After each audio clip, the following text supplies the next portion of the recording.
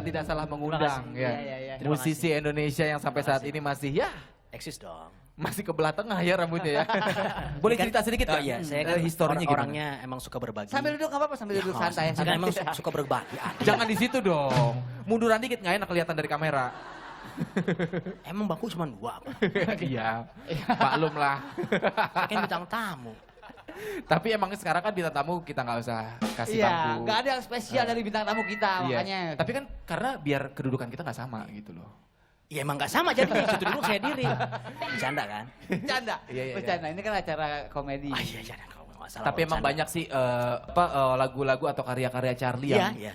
kita juga bisa dibilang banyaklah pengamen-pengamen yang nyanyiin. Betul. Dan yang paling Alhamdulillah. asiknya lagi tuh Charlie kalau nyanyi tuh penghayatannya itu yang kita akui ya, semua dunia, seluruh dunia mengakui penghayatan Charlie itu. Kalau udah Pengen lihat lagu yang mana? Pengen denger lagu yang mana? yang itu yang gue paling suka ya, yang dia setiap nyanyi pasti nangis. Bintang kecil.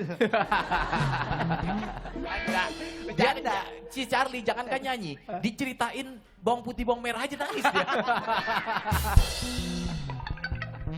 Boleh lanjut nyanyi kan nih? Boleh, boleh. Iya, silakan. Saat terakhir, saat terakhir, Car. Oke. Itu lagu paling gue suka tuh, Car. Iya, bisa nggak? Bisa lah, Bisa lah. ngeremehin banget. Oke boleh saat terakhir. Tuh udah mulai. Aku berkaca-kaca nggak? Ini lagu emang dalam banget. Aku bikin untuk teman teman spesial yang udah. Iya, tahu. Udah nyanyiin aja dulu nyanyiin. Biar kita ikut merasakan. Lu sedih lo boy, pasti boy kan? Sedih kan lo? Sedih, iya kan? Nggak mungkin keinjak kaki di atas. Sedih kan? Lagu yang ini sedih banget. Iya. Aku coba ya. Iya. Ini lagu dalam banget aku Iya, bikin. penghayat, Iya, saya iya. tahu. Emang dia Charlie tuh. Tapi mau nggak mau kan kita harus menutupi Ya, kesedihan kita untuk menghibur profesional. Indonesia. Aku profesional. Iya, Aku iya. profesional. Iya. Aku profesional. Iya. Ada garam nggak? Garamin dikit biar ada rasanya nih muka. Tenang, kuat. Charlie kuat. Charlie kuat. Charlie Bismillah. bisa. Charlie bisa. Tak pernah terpikir Bisa, Bisa Charlie. Bisa. tak sedikit pun ku bayangkan kau akan pergi tinggalkan ku sendiri. Bisa. Dapat. Terus. Begitu sulit ku bayangkan, begitu sakit ku rasakan kau akan pergi tinggalkan ku sendiri.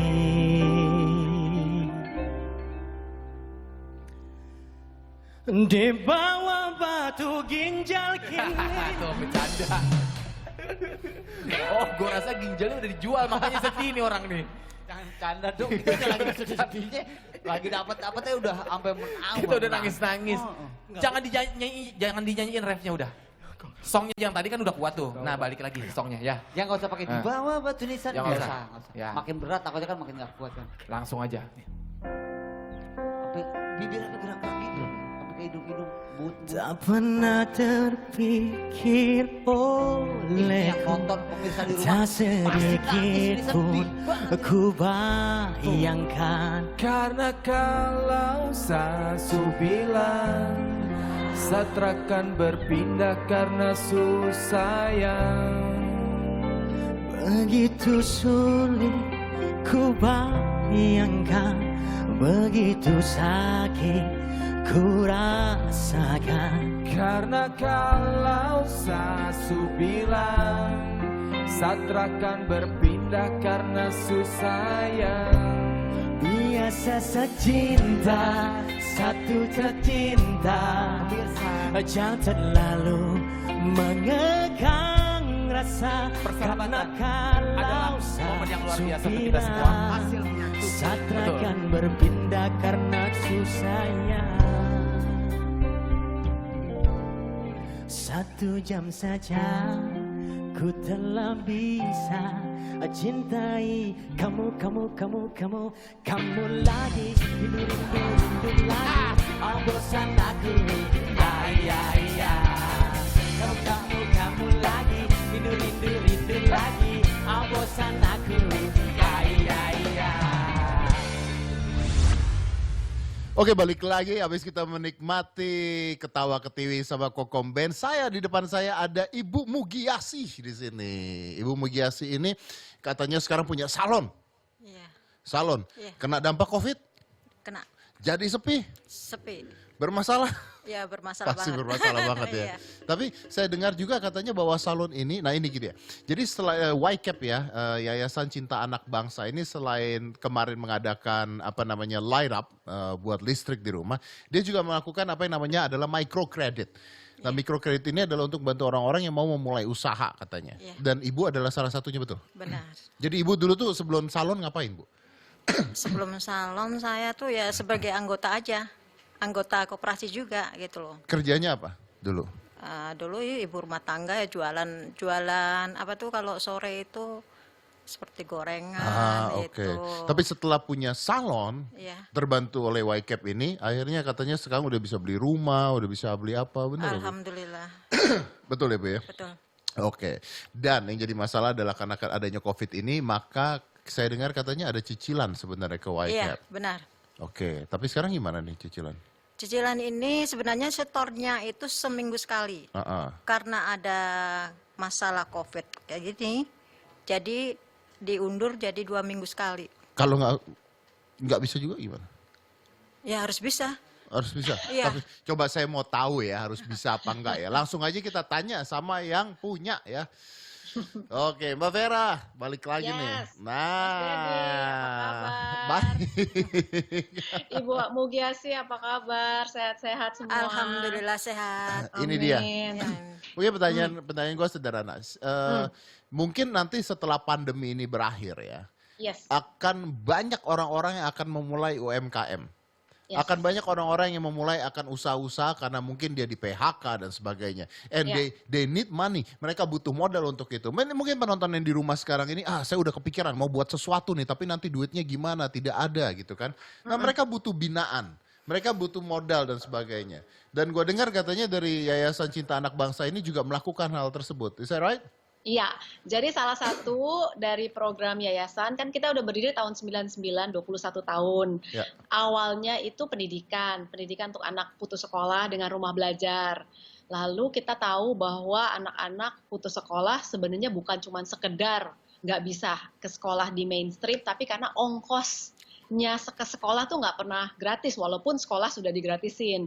Jadi kita harus memperkuat ekonomi keluarga, salah satunya dengan memberikan kredit mikro kepada ibu-ibu seperti Ibu Mugiasih ini, dengan syarat mau dapat pinjaman lunak, tapi anaknya harus sekolah ya, nggak boleh putus sekolah. Karena kita percaya yang memutus kemiskinan secara kesinambungan, secara Pendidikan, ya. sustainable, itu pendidikan. Ya, betul. Iya. Betul. Nah oke, jadi ketika seseorang nanti misalnya mau memulai usahanya, mereka harus gimana? Daftar atau ada apa nih?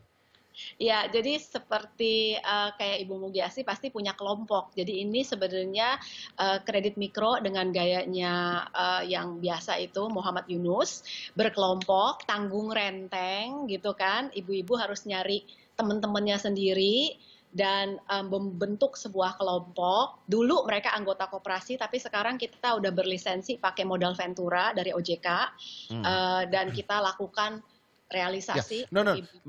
My point is gimana caranya orang bisa ada di tempat ini sekarang? Gimana caranya mereka bisa minta bantuan dari YCAP ketika mereka butuh nanti binaan? Oh iya, tinggal mendaftar aja. Jadi Tinggal mungkin mendaftar. di lingkungannya masing-masing kan mungkin sudah ada kelompok terbentuk, bisa join kelompok itu atau bikin kelompok baru gitu. Mendaftarnya di? Mendaftarnya ke YCAP aja, ke kita punya website, ada YCAP Foundation atau YCAP Ventures. Oke, Karena- nanti kita tulis iya. di bawah sini ya. Ada Yap. website-website yang bisa mendaftar ketika pandemi udah selesai. Tadi juga mengatakan bahwa Bu Mugi ini kan terbantu sekali akhirnya bisa sukses seperti sekarang. Tapi ini kan ada cicilan yang harus dibayarkan. Dan Yap. tadi kan jadi 2 minggu. Nah kalau memang ternyata ini lama dan mereka tidak bisa membayar, apa yang dilakukan sama YCAP? Ya, kita memang selain merestrukturisasi, jadi yang tadinya mingguan, kita jadi 2 mingguan, itu artinya kan sama seperti kayak memberikan 50% diskon ya, Betul. dari yang harusnya dibayar berarti udah meringankan, ya kan, light up juga meringankan beban mereka. Kita akan ekstensi program ini yang sebenarnya program kita kan periode 22 minggu, biasanya 20 sampai 22 minggu, setengah tahun. Ini akan jadi 1 tahun, jadi panjang dan lebih rendah, cicilannya lebih sedikit, jadi harusnya lebih ringan gitu. Oke, artinya adalah bahwa yayasan ini mencoba untuk menciptakan masyarakat-masyarakat yang bisa bekerja mandiri ya, Iya. dengan usahanya masing-masing ya. Iya, Udah. dan saya pikir yang menarik dari ceritanya Mugiasi bukan cuma sekedar dia menerima salah satu ya kan nasabah dari kredit mikro, tapi Ibu Mugiasi dulu sempat kursus ya di rumah cantiknya YCAP kan, Iya. makanya dia dari jualan yang tadi gorengan dapat keterampilan bisa buka salon, makanya kan cantik begini dandannya ya kan. Oke. Jadi artinya Ibu Mugiasi sendiri kalau pada saat itu tidak ada di sana, tidak belajar, mungkin sampai sekarang masih jual gorengan gitu. Ya, enggak juga sih, karena kan kita juga ibaratnya otak saya putar terus gitu loh. Gimana caranya biar bisa maju ke depan tuh gimana gitu. Jadi bukan hanya gorengan aja yang saya jual gitu loh. Oke, tapi Anda terbantu tidak sebenarnya ini? Ya alhamdulillah terbantu. Dalam sisi? Ya maksudnya dalam terbantunya itu karena saya pinjam di situ, saya puter-puter buat salon, buat jualan pulsa, buat online segala macam gitu loh. Tapi belajar juga, belajar kecantikan juga di sana kan? Iya. Oke, jadi keahlian tersebut belajar dari sana gitu ya? Iya. Oke, ya ini kan tadi kan dikatakan bahwa ini ada pelajaran untuk kecantikan ya, Vera ya? Rumah Rumah belajar. kecantikan, rumah belajar cantik, Oke. rumah cantik. Rumah cantik, oke. Is that only rumah cantik atau ada hal-hal lain juga? Jadi di bawah yayasan kita punya beberapa sekolah vokasi, kelas-kelas vokasi yang kita panggil rumah cantik untuk kecantikan, hairdo, sama styling, makeup gitu ya. Lalu kita juga punya rumah belajar batik. Ini kita mulai di Pekalongan, sekarang juga udah ada di Semarang.